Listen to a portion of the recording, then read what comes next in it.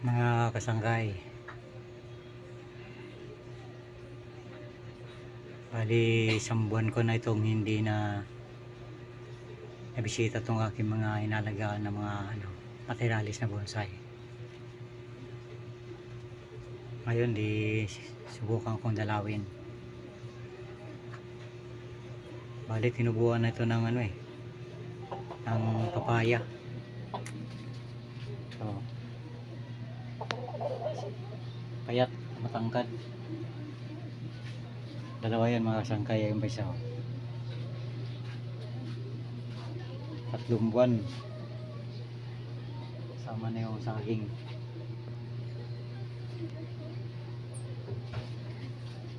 Ngayon mga kasangkay, medyo napabayaan ko na to. Panay kasi ang ulan, tsaka bihira lang din makauwi. Ito nangyari sa kanila. Grabe, nag-dieback na talaga sila.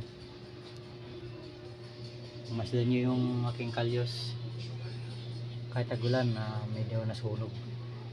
Siguro sa dahilan na hindi siya na ganong nainitan. Na sila mga kasangkay. Mamaya subukan ko kung anong magagawa ko pa rito, kung kumbaga i-trim na lang natin ito. Baka sakaling magkaroon ng makasurvive. Wala eh. Kulang sa panahon. Mga kasangkay, ito nga pala yung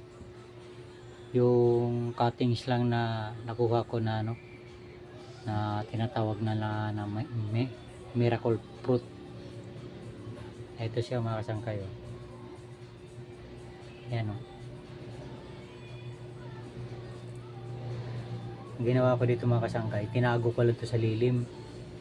Kumbaga hindi siya nainitan. Hindi ko na pinastikan. Pero ayos. Nabuhay naman siya. Tapos ito, mapapansin mo inyo, ito yung papaya ko noon namin narkot, pinaugatan. Nabuhay kasi sa malilim. Yun, umayat. May 3 siyang sanga mga kasangkay. Ito yung yung bangkal na kahoy. Tapos ito rin yung aking bayabas. Ayan. Yan yung aking minarkot na bayabas. Siguro may gitsang taon na siya. Tapos ito yung aking bignay. Medyo pangit siya dahil nasa malilim eh. Ito yung aking mga rubber tree na pabayaan. Ito yung Chinese holly. Nag-dieback siya pero para makasurvive. Yan. Ito yung aking mulawin. Ito naman yung aking yung balite na lemon top. Tapos ito yung aking tianggubat. Wala na siyang wala siyang itsura, pero siguro kung i-workshop ko ulit siya, medyo magkakaroon ng dating yan. Ito yung aking kalyos mga kasangkay. Dati maganda to. Aso ito. Pero subukan ko mamaya ayusin niya. Makasakali makasurvive pa siya. Masangkay. Ito yung aking Chinese holly na full cascade. Ayan o. Pangit na siya. Hindi kasi nalagyan na ng pataba. Tapos masangkay, ito nga pala yung bago kong bali sanga lang to eh.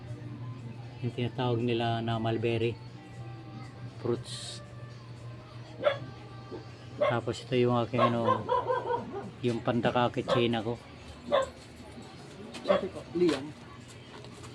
Yan siya. Masakay. Apo, Shopee. Nakasurvive. Walang tao dito, te. Pa-receive ko lang po.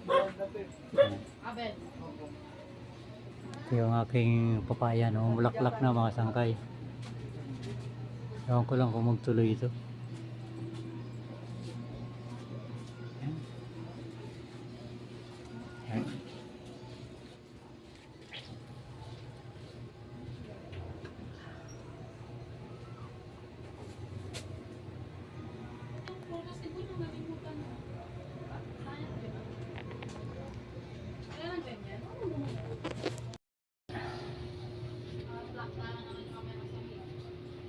Maraming salamat mga kasangkay.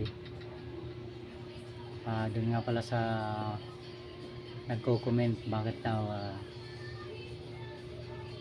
ay yung pag-upload ko ng video ay hindi continue. Kumbaga paulit-ulit lang mga kasangkay. Wala kasi akong panahon. Kasi lumo na. Pero ang malaga eh nandito pa din ako. Salamat mga kasangkay. Hanggang sa